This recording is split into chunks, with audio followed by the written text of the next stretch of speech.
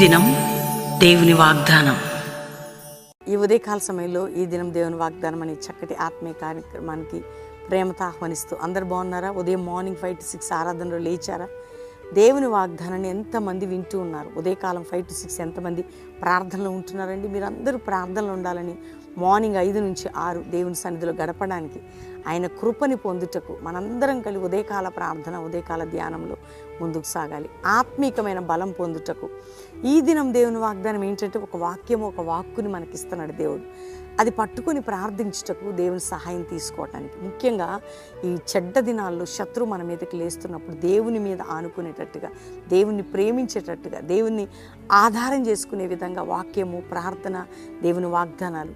రెండోదిగా మీ దినచర్య ఉదయకాల ప్రార్థనతో, వాక్యంతో స్టార్ట్ కావాలి.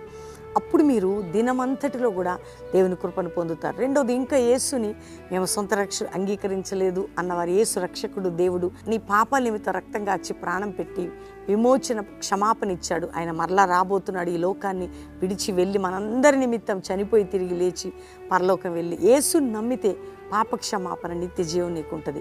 ఈ లోకంలో కూడా దేవుడు నీకు తోడుగా ఉండబోతున్నాడు. తల్లి, తండ్రి, బంధువులు, స్నేహితులు, ఆప్తులు అనేక మంది మన జీవితంలో ఉండొచ్చు. ఒకవేళ వాళ్ళు మరవచ్చు, కానీ ప్రభు నిన్ను మరవడు. నీ పక్షం కృప చూపుతాడు. చాలా కఠినమైన పరిస్థితులు, ఇబ్బందులు అయినా దేవుడు నీకు సహాయం చేస్తాడు. ఈరోజు మీరు అందరూ ఎదురు చూస్తున్నారు, దేవుడు నాతో మాట్లాడాలి, ఆయన వాగ్దానం వినాలి. చదువుకుందాం. చక్కటి శ్రేష్టమైన మాట నేను చదువుతున్నాను. మరి నిర్గమాకాండం 1వ అధ్యాయం నేను చదువుతున్నాను. 12వ వచనం. అయినను ఐగుప్తీయులు వారిని శ్రమ పెట్టిన కొలది వారు విస్తరించి ప్రబలిరి. ఐగుప్తీయులు ఇశ్రాయేలు ప్రజల్ని శ్రమ పెట్టారట. ఫరో శ్రమ పెట్టాడట. అయితే వారు విస్తరణ పొంది ప్రబలారు. అంటే వాళ్ళు ఎక్కువైపోయారు. అంటే వాళ్ళు ఎక్కువ మందిగా మార్చబడ్డారు. వారు ఎంత కష్టపెడుతున్నారో అంతగా వీరు ఆశీర్వదించి విస్తరణ జరుగుతుంది. నీ జీవితంలో కూడా నీకు ఎంత కష్టం ఉంటుందో, నీకు ఎంత వ్యతిరేకత ఉంటుందో, అక్కడ విస్తరణ ఉంటుంది. అక్కడనే నీ బ్లెస్సింగ్ ఉంటుంది. అక్కడనే నీ దేవుని కృప నీకు ఉంటుంది. అందుకే ధైర్యం తెచ్చుకో. ప్రభు నీతో మాట్లాడుతున్నాడు. ఏ విషయంలోనైతే మీరు బలహీనంగా ఉన్నారు, ఏ విషయంలోనైతే కృంగిన స్థితిలో ఉన్నారు, ఏ విషయం అయితే మిమ్మల్ని బలహీనపరుస్తుందో అక్కడి నుంచి ప్రభు లేవనెత్తబోతున్నాడు. విస్తరించబడబోతున్నారు. ఒకవేళ ఈరోజు అన్ని క్లోజ్ అయిన విస్తరణ మా జీవితంలో మేము నేర్చుకున్న అనుభవం మేము ముందు చెప్తున్నా. దేవుడు బలమైన కార్యాలు, దేవుడు అద్భుత కార్యాలు, దేవుడు శక్తి కలిగిన కార్యాలు చేసే దేవుడు. ఎందుకంటే అవన్నిటికంటే ముఖ్యంగా నువ్వు ఎదుర్కొనే పోరాటాలు నీ జీవితానికి, అది నిన్ను విస్తరణ చేయడానికే కానీ నేను స్టాప్ చేయడానికి కాదు. కాబట్టి ధైర్యంగా ఉండండి. ఉదయకాల ప్రార్థనలో, ధ్యానంలో, ఈ వాగ్దానంలో ఎత్తిపట్టి ప్రార్థన చేయండి. నీకు వచ్చే ప్రతి శ్రమ, నీకు వచ్చే ప్రతి గాయం, నీకు వచ్చే ప్రతి నింద నువ్వు విస్తరించబట్టకు, నీవు ప్రబలుటకు, అంటే నువ్వు పైకి లేచుటకు, ఉన్నతంగా ఎదుగుటకు, ఆశీర్వదించబట్టకు అవన్నీ పంపబడుతున్నవి. దాంట్లో ఒక ఛాలెంజింగ్గా ధైర్యంగా ఉండాలి. ఎందుకంటే ఐగుప్తీయులు పెట్టే కష్టానికట ఇశ్రాయేలు ప్రజలు విస్తరించబడి వారు ప్రబలారు. నీవు నీ జీవితం, నీ కుటుంబం, అందుకని నువ్వు విస్తరించబడి, దేవుడు అంటున్నాడు నిన్ను విస్తరింపజేసి నేనేం చేస్తున్నాడు, పైకి లేపబోతున్నాడు అంట. అంటే నిన్ను అంత బలముగా చేయబోతున్నాడు. నువ్వు విస్తరించబడి బలమైన జనముగా నువ్వు మార్చబడబోతున్నావు. ఈరోజు వాగ్దానాన్ని ఎత్తిపట్టి ప్రార్థన చేయండి. నేను విస్తరించబడి బలమైన జనముగా మార్చేదను. నేను బలమైన జనముగా, వాగ్దానం మళ్ళీ రిపీట్ చేస్తున్నా, నువ్వు విస్తరించి బలమైన జనముగా మార్చబడదువు. ఆమెనని చెప్పండి. అందరూ దేవునికి థ్యాంక్స్ చెప్పండి. ఈ విషయాన్ని మీకు ప్రభువు మనందరితో మాట్లాడి మనల్ని బలపరుస్తున్నాడు. అందరం దేవునికి థ్యాంక్స్ చెప్పి ప్రార్థన చేసుకుందాం. తండ్రి, ఉదయకాలం ఎంతమంది వాగ్దానం తీసుకున్నారో, రక్షణ లేని వారికి రక్షణ, పాపక్షమాపణ, రోగ వ్యాధులతో ఉన్న వారికి స్వస్థత, గాయములతో ఉన్న వారికి విడుదల, ఇబ్బందులు ఉన్న వారికి విడుదల, నష్టపోయిన వారికి విడుదల.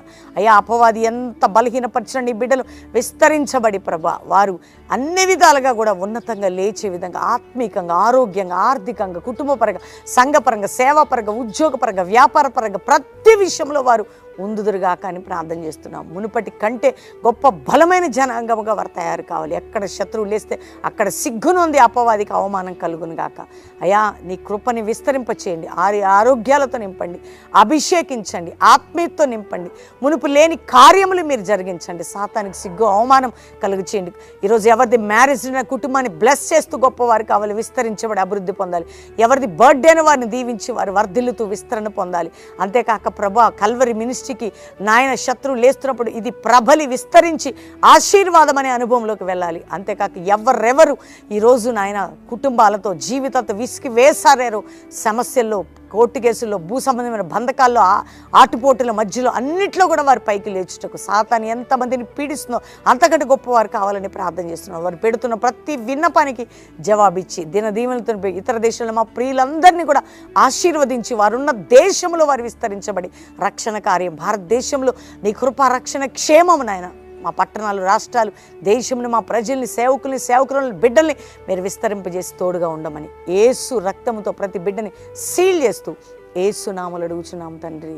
Amen, amen, amen. ఈ ఉదయకాలం ఈ వాగ్దానం అందరూ లైక్ చేయండి, షేర్ చేయండి, మంచి కామెంట్స్ పెట్టండి, దేవుణ్ణి మహింపరచండి. మరి ముఖ్యంగా దేవుని బిడ్డలారా, అద్భుతంగా ఉదయం సాయంత్రం లైవ్ జరుగుతుంది, ప్రేయర్స్ అవుతున్నాయి. మరి అంతేకాకుండా 19, 20, 21 3 దినములు కూడా శుక్ర, శని, ఆదివారాలు కల్వరి ప్రామిస్ అండి హయత్ నగర్ దగ్గర హైదరాబాద్లో 3 దినాలు ఉజ్జీవ సభలు, రక్షణ, విడుదల, సమాధానం, అంతేకాక వాక్యము వినుటకు ఆరాధనలో బలమైన కార్యం. ఎందుకంటే మన వాక్యము ద్వారా జీవము ఉజ్జీవించబడడానికి, పరిశుద్ధాత్మను పొందటానికి 3 దినాలు ఎస్తేరు ఉందండి, చరిత్ర తిరగరాయబడింది. కాబట్టి 3 దినాలు కూడా కల్వరి ప్రామిస్లో జరిగే మీటింగ్స్, ప్రార్థన, ప్రేయర్ఫుల్గా పాలు పొందండి. అంతేకాకుండా లైవ్ మార్నింగ్ ఈవినింగ్ చూడండి. దేవుడు మిమ్మల్ని, మీ కుటుంబాన్ని దీవించును గాక. Praise the lord.